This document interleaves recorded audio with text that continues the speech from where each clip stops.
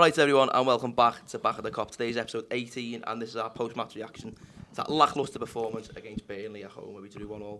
But before we get into the episode, if you do not subscribe already, make sure you subscribe to our YouTube channel, like, follow, comment, all that sort of things to all our socials as well, and make sure to share with your mates as well. Boys, another draw, 4 on the bounce.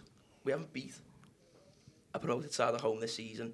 But before we get into that, the first thing I want to talk about, and I really want to get knee deep into, is the boos at the full time. What the fuck's going on? I went there, to be honest. Like I got off just like a minute before the whistle because do you know what I mean, just traffic and that. I thought, yeah, Net for the bevy. Nah, I was just straight off me. So I didn't hear the boos like how loud to. I'm not sure. No, I didn't. No, neither. I mean, I was on the steps as they blew the whistle and straight down. Yeah. But I didn't hear any, and I've not looked at anything online about That's anything to do with the weekend, so I've not. I didn't hear them myself, but that's all I heard. That's all I've seen is the attack and the boos. Well, that done me head in, the attack. Yeah. I understand the point of it, but it's just game. embarrassing. Yeah. Like, You know what I mean? That shows You really do that when hard, you're 5-0 up, trying to embarrass someone. Yeah. You know what I mean? You don't do it when you're 1-1 at home to Burnley. I know it's proving a point, but Yeah, it shows where we are. That like. No, it definitely does. It's sad to a degree, innit, that Yeah. we're at that point where it's their promoted side that's come to Anfield and we haven't beat any of them. Unbeaten run now, lads. What is it? 14 unbeaten. Flying, lad. I seen a stat before as well, and out of all the sides in the Premier League, not one of them are on a win streak more than one game. Really? And the sides who are best in form are us, Newcastle, Arsenal, and United. It's mad, innit? And we've drew our last 4 games. That's like. It's such a weird league. This Yeah. what a weird weekend as well. All the weekends have been weird. Lad. Every last man, lads, going. Like, one of the last mans it lasted 2 weeks. Like, that's just not normal, lad. They only normally last like 12, 13 weeks, but this season's just been mad. It's like mad results everywhere. it shows them ones at the top, though, how hard it is to actually go and do it, because as soon as they get a little bit of a chance, when someone else slips up, they slip up. I know it's happened to us in the past with City and stuff like that a few years ago, but for the teams like Villa who think, like, right, we might genuinely have a go here, it proves how difficult it actually is to go and do it. Yeah. They thought it was a certain to beat Everton at home, but it's not when you're in that pressure situation. I just think, back on us though, Burnley are probably the worst side in the league. Yeah. They probably are worse than Wolves. Yeah, lad. I'd say, like, player for player, the worst than Wolves. Yeah. Lad, I was speaking to our lads in the booze, and he was a blue, and he was saying he genuinely thinks Everton have got the worst team in the league without him dying gay. That team that's set up against Villa, I know we're talking about Everton, I don't know why, but like that team That's like one as well. is well worse. That team is well worse than Wolves and Burnley. Went like what I was watching against Villa. The thing that annoyed me most as well is we spoke about luck last week, and like how luck was taken away from us at the Leeds game in a sense, and the Fulham game, conceding that worldy last minute. They have one shot on target and score it, and we have what? Was it 32 chances of goal? One cleared off the line, hit the bar off a penalty. Like, pardon me, if you're walking away from that, any other game without this streak, and you go, we were so unlucky there, but because of the frustration, I think, like you said with the boos before, you can see it in the crowd as well. It's more a frustration thing for me, I think. Just deflating. Yeah. It's when things aren't going your way, when it rains it pours type thing, and that usually that's usually 3-4-0 without a problem. I thought, don't get me wrong, I don't think it was a brilliant performance, but it's better than it had been. And I know that's saying, so when we're saying that about a 1-1 draw against Burnley. The annoying thing about it though, innit, because I thought we actually played well. I thought that was one of our best games this season, if I'm being honest. Like, we looked like a constant threat. They didn't have much of the ball and were threatening much. Teams are giving it to, like, Vert as well. Yeah. Getting Vert involved and playing around him. Like, that's a Some positive. player, innit? Yeah, that's what I mean. Like, we said a few weeks ago on here that now's the time to just build it around him. Yeah. And it felt like, even like out of position to a degree, still felt that we played around him a lot, which was a positive, like, one of the few positives. But Clutching at straws. yeah, that's what I mean. When you're walking out the ground, you're saying, well, at least Vert's got a fair few touches, I know. especially in the first half. Like, it's bad. And yeah, just 1-1 at home to Burnley. Like, I don't know, I still don't think it's great though, like, in terms of at 1-0. Like, Yeah. do you know what I mean? Like, It's not to bed by half time, don't that's you? what I mean. Yeah. Like, did we have a shot after the goal between then and half time? Don't think we We had. had 32 of them, so probably. Yeah, But I'm not can't sure. have been Like, many, like surely when you score and you've tired them out and then you've nicked one, it's time to put them to the sword Yeah, and go get second. before half time. Why didn't Cahill just shoot as well during the first 3 minutes? Why did he not just fucking smash it at the goalie? Done my head in that. Trying to walk it in, aren't we, and create the perfect goal all the time. It doesn't make sense, just put the ball in the net. Do you think that comes with frustration as well, though, that the players are getting frustrated? Just lack of confidence, probably. Yeah. Like, I understand Kirkers, it's a bit easy to say that he's a full-back and he's not usually in them positions, but it wouldn't have surprised me if that was Ekatike who tried to pass the ball. None of them are playing with confidence, really, are they? Yeah. That's what I've noticed. They're like in and around the box, and they're trying to pass it into the box and work for, and it's just all clustered. I'm just thinking, just someone have a go. Do you know what though, with Kirkers' chance, like getting there, I'm at the point now where I'm like, well, at least he got in that area. Yeah. Do you know what I mean? Like, that's where I'm at with Liverpool. Yeah. Like, I don't know. Like, he should be in them areas once to twice a half, Yeah. in and around them areas, and he gets, like, that's the first time we've probably seen him in them areas with that much time, and he's fully in control of it, and he should do better, to be fair. But I'm like, well, the positive is he got in that area. Yeah. You know what I mean? Like, everyone's just, we're just drained, aren't we, at the minute? Just going back to the booze there, I think everyone just felt frustrated there at full time. I think that felt like a change, and like, this can't go on no more. Like, people are bored watching Liverpool, and we've had 31, 32 shots, but I think people still feel bored and like just dead safe. And although it was better, you still felt like you'd saw that game before. We were just playing that game to a higher level than we usually do. It was still the same thing. Yeah. Still seeing the same thing over and over on repeat. But, passing it around the back. Yeah. Yeah. I think Ekatike off the left. I think if we had Isaac fit, I think it would be a completely different game. Like Gapco was. He struggled again. He struggled big time. You struggled to say his name. Nah, he struggled big time. I just think Ekatike off the left, he's promising every time he drifts out there. He looks dangerous, do you know what I mean? And you've got to poach it the amount of times the ball went into the... Well, I was screaming for the ball to get into the box. And Ekatike was just like pulling out.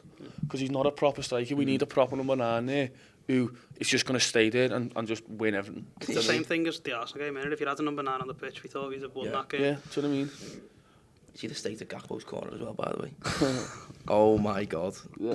You can't do nothing, right, can he? It's just terrible. Like, why is he on a corner anyway in the first place? He's 6'4". He's the third tallest fella in Get him in the box. Never understood that. He doesn't wear an header, like, but at least have a presence there so someone has to mark him, do you know what I mean? Realistically, you put Wirtz on it. He's not gonna challenge in the box as your McAllister or these smaller players who are not gonna be a presence in that. Okay, McAllister actually is because he wins headers and he gets up for it. Wirtz isn't gonna do nothing, is he? Really, he's fucking smaller than me. I don't understand why we can't take corners as a rule. Yeah. Like, for quite a while, I mean, even when you had Trent and Robertson who could put the ball in a 10-pence piece in the box. Since Gerrard. Never They took a can't good put a corner corner since in. Gerrard. It was a Milner front post. Failed to get there every time. That front post. Jesus Christ, lad. Every Can't single beat that corner. first man. No. But that's what we were just drained, aren't we? We were just like starved of anything. Yeah. But like, I get like going back to that game there. I think like my thing is like Szoboszlai's got to do more Yeah. in that game. Like he's got to step up, lad, hasn't he? like he's been brilliant for us, and I feel like he's very, very good in open games when teams come at us. Yeah. When teams are sitting deep, he just sits on the edge of the box. He loves that, doesn't he? Yeah, like calm down, calm yeah, down. No, mate, we will not calm down. We're trying to chase a fucking goal here with 10 minutes to go. Calm down. Lad. Pass the ball backwards and sideways. No, there's fucking 20 yards of space. Drive into it and get us All forward. game he was doing, I was saying to one of the lads, I was like, every game, he's like that constantly. I'm like, Every 5 minutes, not even... Do you reckon that's from the manager or do you reckon that's just him? Because like, Well, he's the only one who fucking does it. Probably both of them, lad, but if you're Burnley and you're seeing that, you're thinking, it's right, get in. Get in Do you behind the know what I ball. mean? Like, these are just going to slow it down They here. want the game to be slow. Exactly. Why are we slowing it down? We want to be relentless. That's the one thing that's doing my head in the most. Szoboszlai constantly... not just Szoboszlai, all of them, but like Szoboszlai's actually the one who's... But you know what though, like, obviously Slott's a bit more control than Klopp, but sometimes we're against like a team in a deep block, sometimes losing the ball around their box, obviously they can get counted, but sometimes if you win it back, you've caught them out. And that was like a big thing under Klopp where he didn't mind giving the ball away in their areas. The counter press way, because when you win it back, and sometimes like, because we're struggling to break them down, giving it away in them areas isn't the end of the world, because when you do win it back, they're open.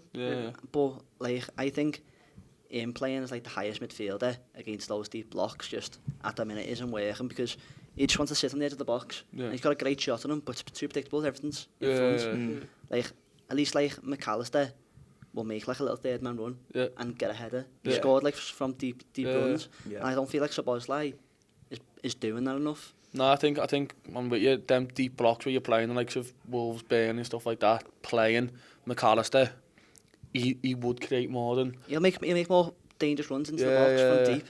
Soboslai is just... Everything's in front like of an the engine, team. like if it's Arsenal away or something, you're like, yeah man, like you want Soboslai there, but when you... But don't get me wrong, he's got the ability, he's got a heavy shot on him, do you know what I mean? He can cross the ball, he can do everything. He just doesn't want to do it, do you know what I mean? It's one of the most frustrating things though about these like teams setting up in a low block now. It's more and more common, and it's really annoying me because I understand if they're well drilled and they're all in the position, blah blah blah, it's hard to break them down. I get that, but I reckon at least 50% of the league at least play that against us. I know you see all of our players like TK on his Instagram and all like slot moaning about it, going we can't do that. Well, fix it then. Find a way to go and beat them because everyone's playing it. Yeah. So if we're just going to settle for we ain't playing against this and we can't do it, then where are you going to go? You need to find something. There's no progression, is there?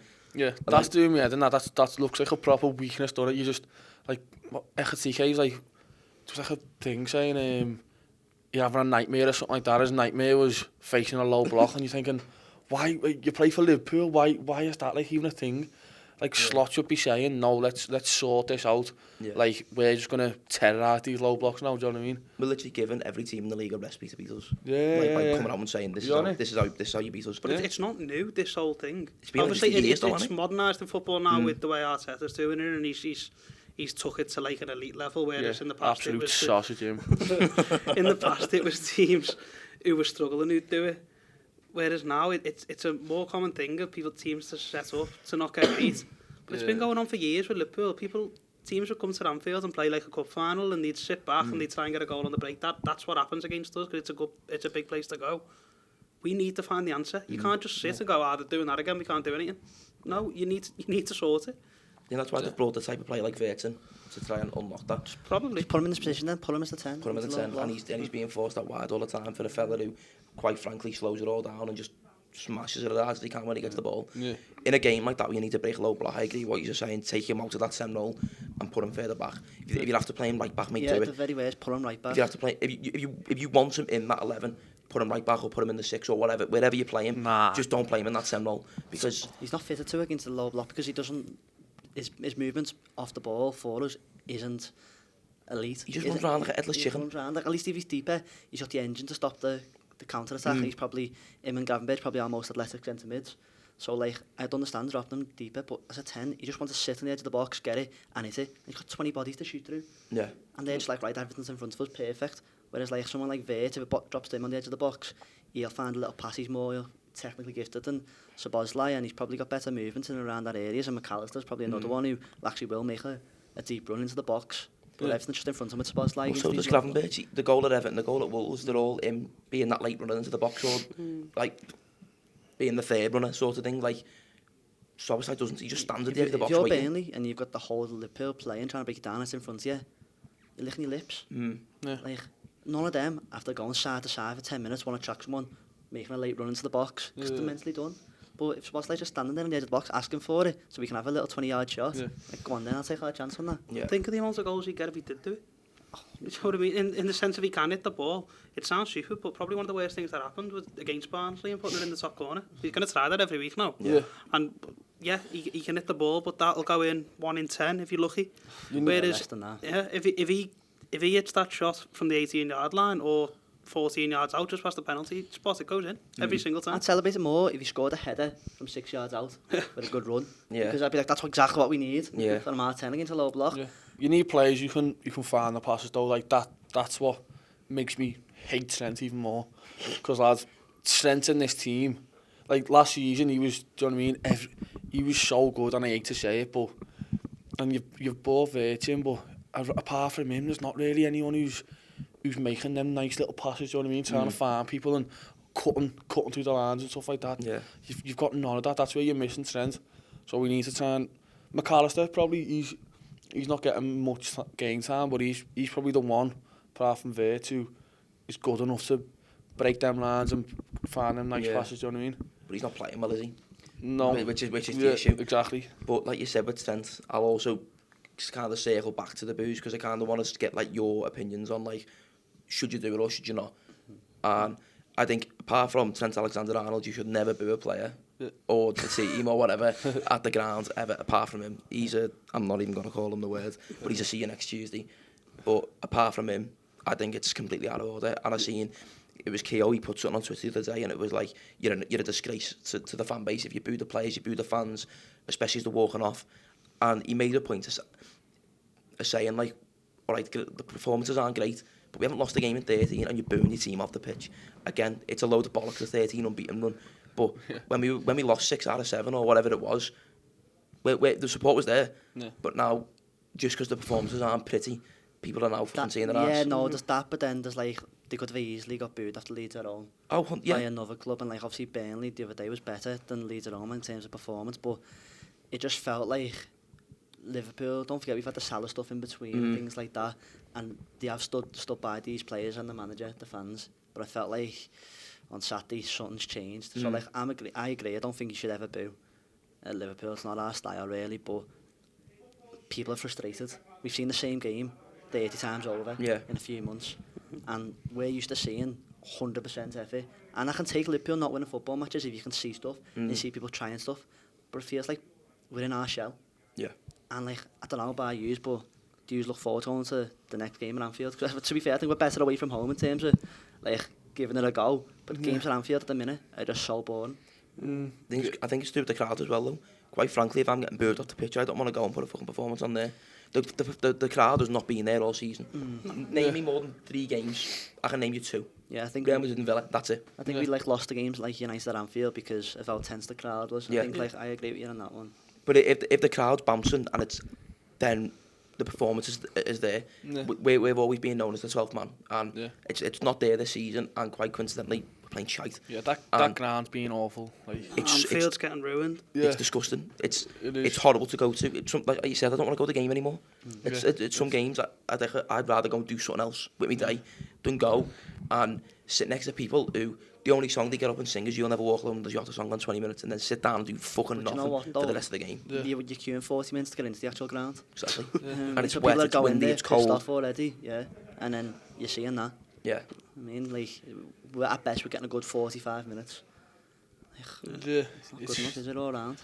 I understand the frustration from the fans' point of view. We're all pissed off. We're all fuming at the fact that we're not winning football games. Well, we are, but not like we wanted to. We're not 12 wins in a row. We're not winning the league, sort of thing. We're not what we were last season. People are getting pissed off, and understandably. But you don't go and this team you support go and fucking boo them off the pitch. Yeah. Oh, definitely not. Never do that. I think it's embarrassing, and I think it also goes tongue in cheek with the support of the manager as well. People saying that they want him out already. I think it's an absolute joke. When would we ever do that mid-season? Yeah, because look at the likes of Chelsea and United. Look at how many times they're in this like vicious cycle roundabout sort of thing of getting rid of the manager, replacing him, and then 6 months later it's an ex-player and they're like, oh shit, how do we go about this now? Bring someone else in. That Rossini will be gone in Chelsea in 6 months, and then it'll be the same cycle. But if we do that, we'll get into that. Look at, I made a point before as well. Arsenal have had countless chances to get rid of their manager. Look at them now. They're now favourites to win everything because they've stuck by, they've got the grit, they've now built on every foundation that they've got, and they're now probably the best team in the world. They just don't look like losing a football game. We all say we're not that great, but they don't look like losing a game.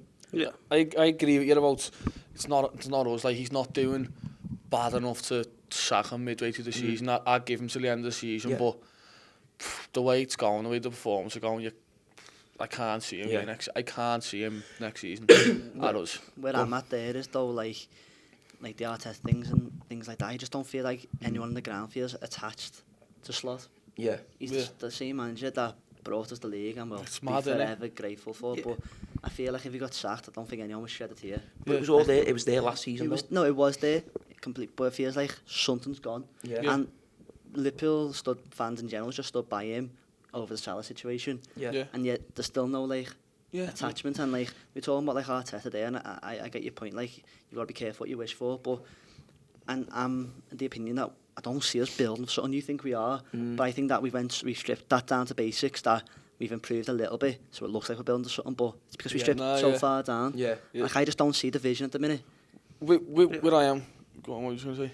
Oh, just on that point, I know exactly what you mean in terms of the Arteta situation. What he's mastered playing like now, and they're brilliant at it. you could see the building blocks for that for 4 or 5 years beforehand. And yeah, it's not pretty and it's not nice to watch. And that's also the same thing that people are moaning about Slot for. Ultimately, if it wins you the game, it wins you the game.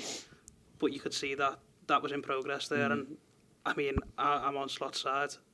The numbers worry me, definitely. And I don't know whether that's just because it's the way I'm wired. But what is it, 18 points out of 51 in the league? Yeah. That's atrocious. That's awful. Yeah. But like you said, Liverpool stick by the manager traditionally, and you hope that there's something there, and you hope it's something that maybe I'm not clever enough to see that he's building towards. But ultimately, with managers and teams that have stuck with the manager, there's been building blocks in place, and I can't really see where ours are right now. I'll let you go first. I'm the same with the blip. Like when Slot, he won the league last season. Everyone started season was backing him, and then he had a blip, and then you're like, nah, it's just a blip. But then that's carried on for how many games? The end of the whole season, and you're not seeing any good performances. If you've seen performances and you're getting unlucky, fair enough, but you're not seeing the performances, and that's like for Liverpool, it's not good enough. The Fulham away one I can take all day. Yeah. Because Fulham away is a tough place to go. We're not great, but traditionally at Fulham away, we've not played a brilliant game for 90 minutes, and I can take conceding a wonder goal for a point. I can take that, but I can't take the Leeds, Burnley at home. At home, you've got to beat everyone at home. Not everyone, lad. And we can't even beat the promoted teams at home. That's not good enough, and that's down to the manager. But people are even talking about the promoted games at home. And the away Look ones. at the promoted teams this season, play 5 of them. You've won 1 match for a 95th minute penalty. And ball. Yeah. From that Hannibal come on the pitch, he's just a big mess and just clatters someone or puts his hands up and catches the ball. Without that, you've not beat one. Yeah. Like, I look at the timeline and go, when Slot come in, he had no say whatsoever on the team, no signings, no nothing. It was Chiesa and Mamadou Philly who then joined later on, but he didn't use Chiesa, so we had that team who kind of had a structure that they knew how to play. He added a few tweaks, and we walked the league. This season, they've gone, right, here's all this money, go and put your stamp on it. He's put his stamp on it, and Richard Hughes and Edwards, the new hierarchy have put their stamp on the team, and then 6 months later, people go, nah, get rid of it, fuck it off. Whereas, I think you can see there's things clicking, there's things working, Ekitike, there's Vert, there's Kirkers having good games, there's Frimpong's playing well, there's certain things that are working, and you go, this all falls into place. Oh my God, we're going to absolutely batter everybody. And that's what we were saying at the start of the league this season, when you were banging on about Isaac going to score 500 goals. He will when it clicks. It doesn't just happen overnight. You don't just learn to play football overnight, how to kick a ball overnight. These things take time. And if we were to just go, right now, like, fuck him off, get Alonso in, change the system, change the shape, and then in the summer goes, right, here's my stamp on it, we'll be in the same cycle unless it doesn't work. It works like that, and it's never going to. It's just... completely agree with you, and I'm in that camp of maybe it's taken this year to get all this embedded, and then next year you see something different. But just to play devil's advocate on it, can you tell me how we're going to play next year? Because I can't. No. I don't have a clue. From looking at it and going like, right, he's doing this, he's doing that. I can't see our identity at the minute and what that's going to be next season. You're very right in the sense of that he must be working on something, otherwise he's a fraud. You know what I mean? Like, he must be, because if he's not doing something in training to set them up for something or to set them up differently to what's going on now, he's stupid, because now what's happening now isn't working. But I don't think anyone who's watched Liverpool has a clue what's going to happen next year, whether that be with Slot or not. But particularly with Slot's team, because there's no evidence of what's happening now of being a consistent winning method going forward next year. So it's either going to drastically change or he's going to change. By the looks of things. 100%. I agree. If it comes to the summer and the club feel like it's time to change, then again I wouldn't be like I wouldn't feel just like the same way I'm feeling now about it. But if they just get rid of him now, I think I'd be pissed off. I think I'd be upset if they just get rid of him now. But I understand if they just get rid of him in the summer and it carries on. Then I go, well, there's no improvement. But we talked about progress. We lost how many games on the trot. We've then improved a little bit. I know you said it's still not pretty, but we've been winning football games. If we go and qualify for the next round of the Champions League and we do kick on and there's more progress, then people will start eating the words. But if there's not, then I'll 100% be in the camp of, nah, that's it now. That's his time. And you fucking, your big long coat up, mate. That's it. I think, like, when Slot came in, if you said to me Liverpool win the Prem, and then second year finished 4th, I think I probably would have took it. Yeah. Like when Klopp announced he was leaving, we all thought it was the end of the world. Who did, like, so I agree, you've got to be careful what you wish for, and I do genuinely believe Slot is a very, very good footballing manager. Like, it's weird, it's not that I think he's fucking shit, but I think the other argument is it's a World Cup year. So then, obviously he won the league off the back of the Euros with hardly a pre-season with the full squad, so makes the achievement even more creditable, but you run that risk where it's a World Cup year, whereas if you get somebody in now, then they've got 4 or 5 months pre-World Cup to understand the squad, to understand what they need. Yeah. I just, like, I'm in the camp. I've never said I want. To be honest, that's a good point. I've never wanted like Slot out or nothing like that. But if he got sacked after this, I don't think I'd be sad. Yeah. And I think both decisions make sense. Yeah. Which is ultimately it's where we are. It's stuck between a rock and a hard place, aren't you? You can't do right by doing wrong. It's if he goes, people go, yeah, I understand. If he doesn't, people go, well, yeah, he deserves his time. He won us the league, so it's hard, and ultimately it's up to powers that be to decide that. It doesn't really matter what we think, but ultimately the negative atmosphere going around, because I think more people are turning their backs on him now. That's just not going to help anyway. No. It's just going to make it worse. Yeah. The performances are going to get worse, the fans are going to get more toxic than they already are, and it's just going to go, we're going to turn into a United or a Chelsea. We'll get into that cycle, like I said before. That's how I think it'll end up going. But it's also, people our age, we've had... We're so entitled, aren't we? We've had everything. Yeah, we've had the best football, arguably one of the best teams the world's ever seen, for the last 7, 8, 9 years or whatever it is. My dad said this at the weekend, and he was like, obviously that's not an inspiring performance, but ultimately that's pretty average Premier League performance. Like, that's what you'd expect to see. Not average, sorry, we played all right in terms of all the chances we created. It's not Klopp's Liverpool from 5 years ago getting 98, 99 points, whatever it was. It's not that. But ultimately, this is probably a normal team in the Premier League. It's what we probably should see. Yeah.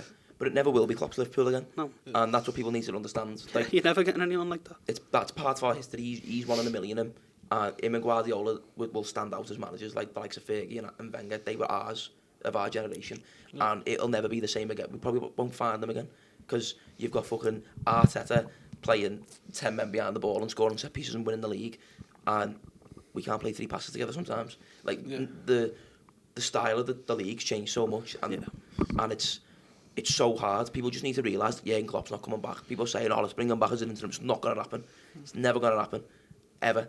And the same people as well who were saying that were... I seen as well with, obviously, Senegal winning the AFCON yesterday, which is something we'll touch on later on. These same people are saying that Sadio Mane is the best African to play in the Premier League, or one of Liverpool's best attackers ever, but the same people who were going, Salah was way better than him, thank fuck we got rid of him. Last season, people were praising the ground Salah walked on, and now because he's had a rocky few months, he's shit and Mane's 10 times better. Yeah. Like, you reckon Mane's better than Gakpo right now? Yeah, that's different, that's not hard. Yeah. But just get what I'm trying to say, like, people are just living in the past too much and dwelling on what we won 5-6 years ago, and like, let's wish we could have that now. It's never going to be the same again. Yeah. It's a completely different era, Liverpool Football Club. That's part of our history, and their stories will tell our grandkids. And then this now will tell our grandkids even more. And go, fucking hell! Like, we had Klopp, and then we went to this, and then we had Xabi Alonso, and he took over the world. Like. But if you were to get rid of Slot now or in the summer, who are you picking? I'm going for Alonso myself. Alonso. I think he coached some really good games for Madrid while he was there, but you're just in such a mad changing room. Like, I'd never judge him for that. To be fair, I did at the start. I was thinking when he got, everyone's like, get him in. I was thinking he's just failed at Madrid, and then I looked in and thought, has he though? He's second off. He's like 4 points off top. He just lost to Barcelona, who are an unbelievable team. Yeah, 3-2 as well. Yeah, do you know what I mean? It's not and back when he was out out injured for so he come on or something, didn't he? It's like... It's also, he's not the main man in that dressing room, is he? No one is really. Yeah. It's the likes of an Ancelotti. He can't put a stamp here on I it. am type thing. No one can say anything to me. Yeah. What is he, 40-year-old Xabi Alonso? Is not going to get the... And the players will always run the change room. I think they probably ran the change room under Ancelotti because they had freedom to. Yeah, that's what I mean. Ancelotti just goes, you do what you want, but I'll tell you what to do on a weekend. Yeah. That's what I mean, but Alonso's more, no, I'm going to tell you how to play, and they're all like, nah, you're not. Do you know what I mean? Like, that's what puts me off a little bit though. Like, imagine Alonso walking into the accent and then Virgil van Dijk going, we're playing this. And he goes, okay, yes, Virgil. Like, I think it's a different job. Yeah, but it it's, is. It's a completely I different get job. what you mean. Van But, Dijk's And never we're gonna say that. and we're very much a managers sort Yeah. of club. So I think like that just flows down the club from top to bottom. So I think it's a different dynamic to Madrid. I think the other argument is Slot's done Alonso twice. Yeah. Like people who are saying no to Alonso will argue that, which I get. But then Ancelotti always used to consistently do Klopp and Yeah. never swap.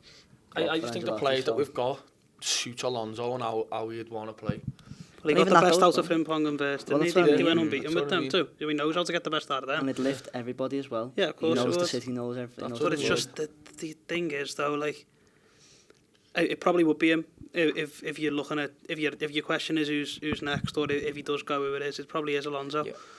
But ultimately, him getting sacked or walking or whatever happens at Madrid, it's probably the worst thing that could happen for us right now. In the sense of it throws that question up. Yeah. Yeah. Otherwise, that Probably You'd be spanning saying there's in the nobody works, out yeah. it's there. not as hot as a topic. Yeah. If he's not in a job, if he's in a job, sorry. Now that he's not in a job, everyone's going, well, he's available. And you went, well, yeah, he is, but it mightn't be the right time. Yeah. It might be, but it might not. We don't know. But it just brings that question up. It probably put doubt in Slot's mind, and that doesn't help. So, Yeah. It just seems like, again, like you said, there's just doubt from the top to bottom for the Yeah. club. From There's like, there's no unity. Like people go Yeah. into the ground. Some people be pro Slot. Some people be like, nah, it's time to go. People defending the team. People like, nah, this isn't fucking good enough. yeah, Just feels like we're in a bit of a limbo at the minute. yeah. I feel like a blue nose at the title, innit? But for me, the unity stems from the crowd, and the crowd getting together and getting behind everyone. That's where you build your bases, and that's when it all kicks on again. That's my big thing, and that's what really annoys me is the crowd. Is the fact it's been so stale this season's really annoying. And I think The argument is that we've been that shit. Yeah. What's happening now could have happened 3 months ago. yeah. So like, But there's been times in the past few years where we've been shit and we've been playing shit, but the crowds are still there till minute 90 or whatever. cause I felt like the you final could see whistle. we were building to something. Mm. Like you could see there was something there, and I just don't know what we are. Yeah. I think that's a big issue. Even when we were shit and we were having shit spells on the Klopp, I knew what we were. Yeah.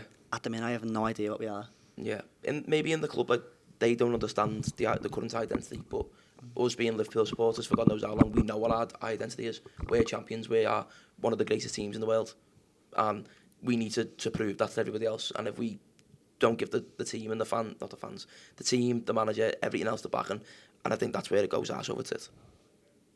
that's it. Yeah, should we talk about Marseille? How do you reckon we get on Wednesday then? Tough away ground to go to. Very hostile. Jacob, you going? Please don't get battered. Just about going. Go on, tell us what happened before, by the way. No, I've only just booked my flights, but yeah, Right then. It's hard to go last minute. Yeah, about, how long's this been running? About 35 minutes ago or something like that. But yeah, should be interesting. I mean, you've got to be in the square like 5 hours before kick You off or doing something like that? that. You're going to go on the buses? You've got to apparently, otherwise they won't let you enter the ground. That's what Carr's half. He said the same in Istanbul, yeah, but let's see what happens. Don't think Eddie's Jordan. I'll be doing that, like. I know. Be on your own. But we'll see how it goes, yeah. I'm excited to go to the stadium. Looks impressive, doesn't it? But How do you get and it on? will be some atmosphere. I'll tell you now.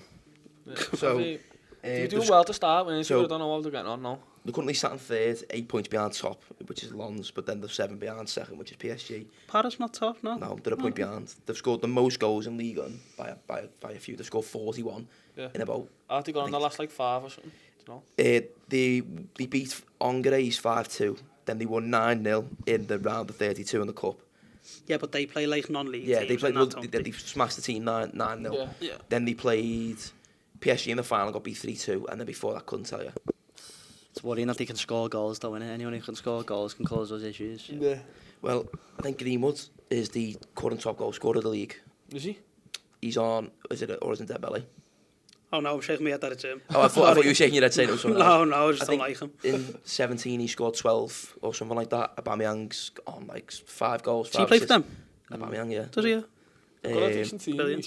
They've got Højbjerg, they've got that Matt Riley who played for Brighton. Oh yeah. Good player, him. They've got a few decent players, so they're doing all right. They're on the 3-3 in the Champions League as well, so this is a must win for them. So must win for us, lad, innit? We've got to beat them and Karabakh, whatever they're called. Yeah. Got to beat them too. Whatever they're called. Carry a bag. Yeah. But I think it's fucking must win. Yeah, it is definitely. But we need to make this top 8. Jay, you made a brilliant point before, and you've made it in previous weeks. If we are where we are now, we've got Copenhagen or Napoli. if we do not qualify for this top 8 and we've got an extra game, it's fucking squeaky bum time, innit? You don't need that. It's the last It's thing you need. also like, not to bring them up because I hate them as well, but United, I saw something, I think it was Keane saying like, who's the manager now? Carr. Saying Carr can go into them and say like, look lad, you've got 16 games or whatever it is to get top 5. That's all you've got. You've got 16 football matches and that's it. Whereas Slot's got to have one eye on Wednesday night. Because otherwise now he's got 2 more that he doesn't really need. And he's got the FA Cup. Of course we want to go and win that if you can. And you want to, in theory, you want to play as many matches as you can to give yourself the best chance. But if you're in a race around you with teams like that who know they've only got that to concentrate on, you definitely don't want to be picking up 2 more games. Yeah, it's the last thing you want, and you never know. Like last season, City played Madrid. Yeah. In them playoff things, you don't. No one will look, lad. We'll get PSG. Do you know what I mean? Imagine what we'll do away to Napoli if we get them. Yeah. Imagine the state that our team are playing like now. Yeah. To be terrified. Yeah. Exactly. I know. I think as well, like you said, if we're in this race and we just go full, like we put all our eggs in one basket in the FA Cup or the Champions League or whatever, and we just can't go, fuck the league off, we're not going to win it. We then finish outside the top 5, fall short of the final hurdle in both competitions, we are fucked. No, like, yeah, that we'll never... Set you back, yeah, it does set you that's back. We haven't got the biggest squad either, with all the injuries that we've got at the minute. Yeah. Like... No, I don't think we'll never jib the league off, do you know what I mean? I think that's your bread and butter. But, yeah, this Champions League for me is big, like... I think this week the priority for me is making sure we go and beat Marseille and go and beat Quarterback. If it means we go and draw against a Bournemouth away from home, mate, I'd take it. Yeah, I'd probably take that. I'd take it. I wouldn't, you know. I would. Again, as a Liverpool fan, you want to win every game possible, but It's tight, lad. It's like from like 12 till where we are. It's like 4 or 5 points or something. Like. If I had to pick, I'm going to Marseille. I'm stumping them. I'm going to the Vitality. And if it means we don't win, it means we don't win. And then we go and absolutely whack Quarterback and go sound. We've got the goal difference within the top 8. However, feels like the end of like a little like mini like league tours, and feels like right, that's job done. Yeah. And then you can start focus for like the last part of the season. Feel like with that extra games, it just puts everything in limbo again. Just like you don't know where you're at. Yeah, all the other top teams have got favourable fixtures. The only good thing for us this week is Spurs and Dortmund play each other. They're below us. And Arsenal Inter play each other. Or is it Arsenal Inter? Arsenal Inter. But all the others around have got really favourable fixtures. So I think though, I don't know, you're relying on other stuff to happen, but I think 4 points gets you there. Just about like. But I do think it does. I don't know, that's not a guarantee. But I think for that reason alone, I'll bank on us doing Carabag at home. Yeah. Let's go and get a win in the league. But you don't want to go into Quarterback going, let's say it falls down to goal difference, we need to beat these 4 here. Yeah. And then putting loads more pressure on ourselves, or we need to beat them, and we need Tottenham, if they win or whatever, to lose by 3 goals, which is probably very likely because they're shite. But you don't want that. I think we have to go and win Wednesday, and then again, I'd love to go and win Saturday as well. And I think again, you want to win every game possible. But if we go and beat Marseille and Quarterback, and it means we drop points at Bournemouth, quite frankly, arsed. No, I'm the opposite. I'm the other way. So you'd rather beat Bournemouth? I'd rather play a playoff if it comes to it than lose out on the Champions League spots by 2 points because we didn't beat Bournemouth. But I just think you can afford to do a Bournemouth draw because the rest of the league aren't picking up as many points. But in a sprint with these last 2 Champions League games, whereas we've got a bit more of a marathon with the rest of the Premier League. That's the way I look at it. Is again the saying goes, it's a marathon, not a sprint. But with these last 2 games, we have to literally sprint to the finish line. Because if we don't, we fall. Or let's just win all 3 then. Yeah. We say this every week, don't we? Don't. So extra 40 quid as well. You know what I mean? Going on the bank account if we don't get through. Yeah, not half. How do you reckon we cope on Saturday then at Bournemouth? Again, and we'll kind of intertwine the fixtures together. But I think we will go to Marseille and it will be hard. I think we will struggle. Yeah. And that's why I think you... Well, sorry to go back on it, but that's why I think you do need to almost be content with the draw. I don't think you're necessarily expected to go and win. Yeah.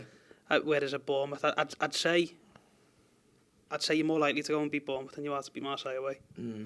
And yeah, that might be a different case whether you want to or not, but I think in terms of likelihood, you probably are. So if you're being realistic, which I think at the minute we can't afford to be anything but that, you've got to kind of go, all right, well, if the draw does come there, it comes there. Yeah. But make sure you win Saturday then. I suppose what you were saying, if you win on Wednesday, then if you don't at the weekend, you don't feel like you've lost out on something. Whereas if you get the draw on Wednesday, you're like, we have to go and win now, otherwise both of them are knackered. Because Paraguay will still be fighting for that.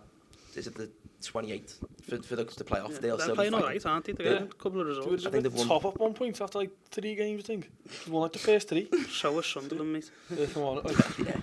But I think they'll still be fighting to get that qualification. Yeah, So it's not going to be a turnover like Joe No, okay, like Lille or whoever in the past, and you've gone. These are down and out. We can play. Yeah. We can play players who don't play as No. often. We're going to have to play a full stretch team these next 3 games. I think we play better in the Champions. That team plays better in the Champions League, and Marseille, everyone's. I think most people are unsure, but I think we'll beat them. I think not comfortably, but I think we've got what it takes to beat them. We seem to play better with like the French league and all that's slower in it. Yeah. For like the Prem with all like the players that were brought in, it's a bit too. I don't know. It just seems a bit too much for them. But like with like the French side or anything like that, I think we've got the pace and to just bop it round them.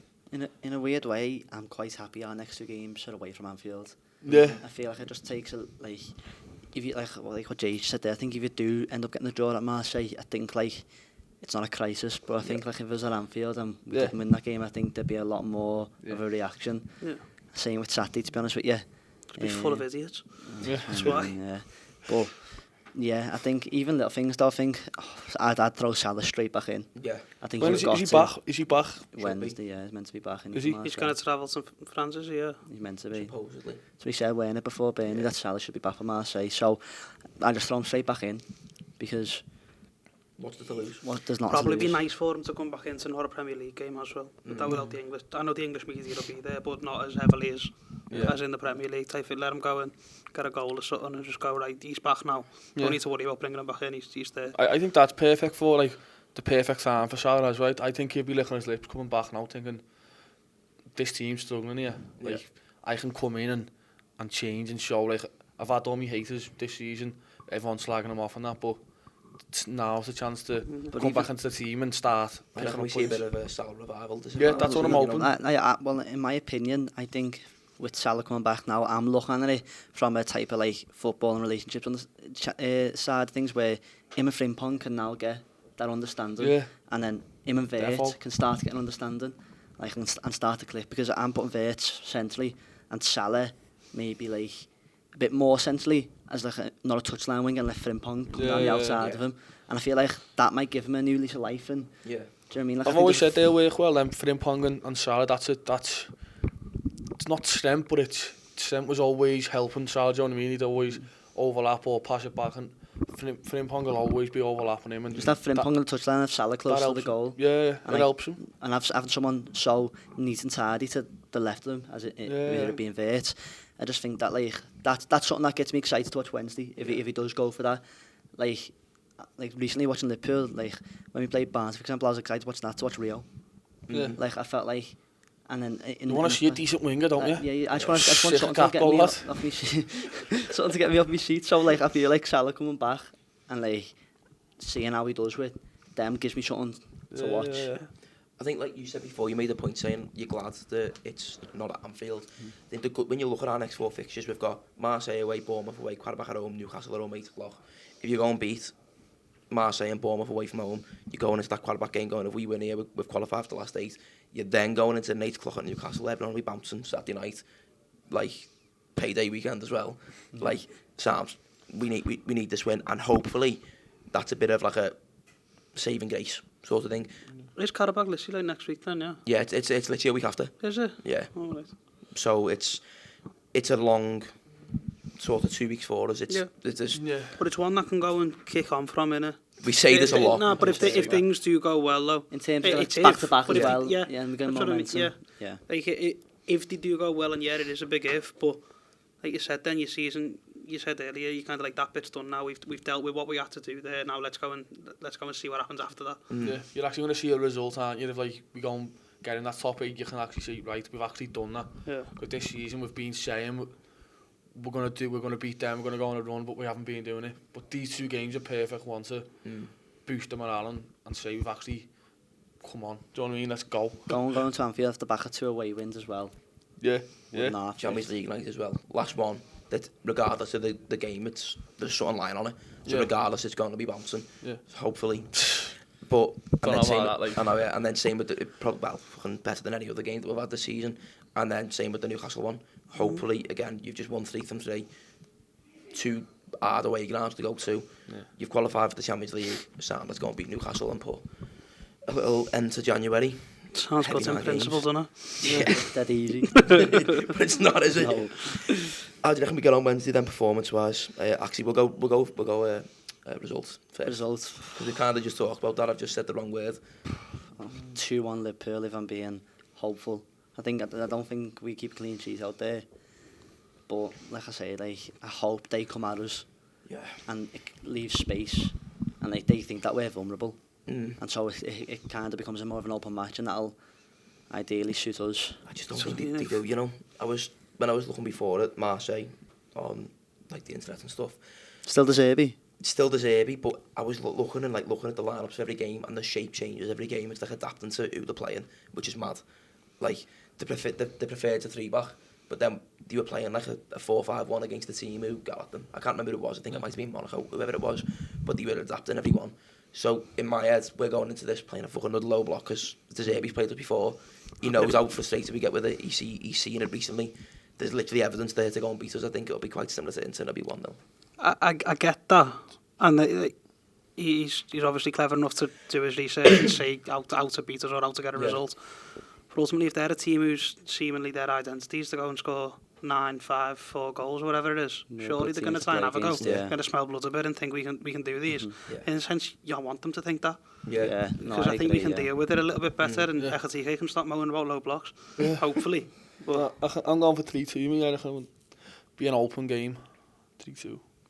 Quite frankly, De Zerbi's a cleverer man than I am. That's why he's not sat on a grey couch with a red sign behind him with a mic in his hand. He's actually there doing the thing on the training ground.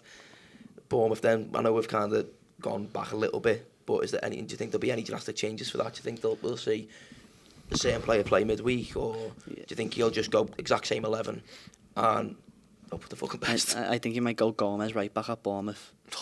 I just don't think he wants to run Frimpong to the ground. I'm on that. Like, you've got to be careful with him. That's what I mean. I think if we do win on Wednesday, and he just gets 45 out of Gomez the first half at Bournemouth, and then see where we're at, and then he might be going into quarterback that we only need a point, mad results, and he might be like, right, I can do Frimpong again 45 on the Wednesday, and if we're winning, then because he's got to monitor that, because if not, we're gonna have no right backs. I think he goes Jones against Marseille, and then I think he takes him out for Bournemouth. Do you reckon he picks Jones over McAllister? Sorry, no, he plays McAllister midweek for the Marseille game, and then plays Jones against Bournemouth. And what? Where's Wirtz? And then I think he'll go Wirtz and Soboslai. No, he won't. He'll go. I don't know what, it's so confusing because of the fucking team he's playing at the minute. So what he's going to go Alisson in goal, and the fullback's going to be Kirkes and... Unless he puts Soboslai right back at Bournemouth. And does McAllister, Gravenberch and Wirtz. I think McAllister definitely comes in midweek though. I think he normally plays the Champions League games, doesn't he? He started everyone, if I'm right in saying. He started every Champions League game this season. Yeah. It kind of suits him a little bit more. I think he can deal with grounds like that and stuff as well. Like, he'll win it. He knows. He knows how to manage stuff. He'll win his headers and his tackles like as a foundation better than probably Jones would sometimes in those sorts of environments. That just gives you the basis to then go and play football. I think the Bournemouth team depends on the results on Wednesday. To be honest. If they go out, it's kind of hard to look away. If they go out and do really well and win 2-0, so it's quite convincing. He might play the same 11. I think that depends on how we do. If we beat Marseille like in a comfortable way, he won't change the team. But then if we don't come away with 3 points there, then I think there could be quite a few changes. Drastic changes. Yeah, to be fair, I don't even think we can have drastic changes. Who's on the bench, lad? There's no one. Endo. When's Isaac back? By the way. Couple of months now, and it's going to be like early April at best, isn't it? November. That was early December. Wow, so it's only been a month, hasn't it? What was it? How many months he's out? 3 or 4. 3 or 4, yeah. Was it? So not worry about him anytime soon. Back with Newcastle. Coro's still gone to score 40 goals this season, that's fine. Anything else on them 2 games, or should we have a little conversation on AFCON, because that was madness last night. It was weird. You just watched that? I didn't even watch it, but I know everything about it. I turned it on when I started to see something was happening. No, I watched the full thing, it was great. Boss, it's what you want, lad. Sure. I think it's mad, isn't it? Like, why the fuck did they were robbing the keeper's Salah, weren't they? That was mental. That's the thing that was blowing my mind. He's About. But is that a rugby tackle on He's that? bossing that second keeper, you know. Yeah. He's just in running front of backwards like about that, 6 of go, them. he can't get it. And you can see Mendy's like that, like the ball's come like about to have a shot, and the fella's chasing, the ball was just chasing this fella, lad, and I'm like, what's going on here? It's just like a proper comedy sketch, isn't it? Lad, it's mad. That's funny, like.